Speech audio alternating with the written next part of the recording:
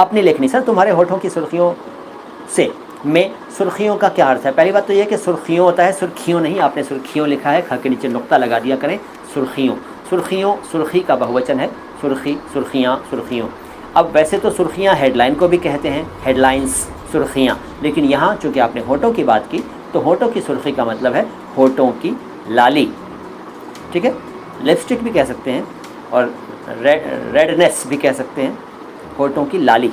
लाली देखन मैं गई मैं भी हो गई लाल, लाली मोरे लाल की जित देखूं तित लाल। बात उल्टा पढ़ दिया मैंने। मैं कदे पे बरसने लगी मस्तियाँ बज़्म रिंदा, आए हाय प्रिंस क्या कह दिया। मैं कदे पे बरसने लगी मस्तियाँ, इसका मतलब यह है कि जो मैं कदा है ना शराब खाना, वहाँ सब मस्त हैं, एकदम घूम रहे हैं मस्ती में, तो वो मस्तियाँ बरस रही हैं का एक अर्थ हो गया। और बज़्म रिंदा, बज़्म रिंदा किसे कहते हैं? रिंदों की महफिल। रिंदों, रिंद क्या होते हैं? रिंद होते हैं वो लोग जो नशा किए हुए हों, शराबी लोग। बज़्म रिंदा शराबियों की महफिल, ये इसका साधारण अर्थ है, साधारण अर्थ है। वैसे रिंद शब्द का आध्यात्मिक अर्थ भी होता है, विस्तार से बता चुका हूँ, पुराने वीडियो देख लेना।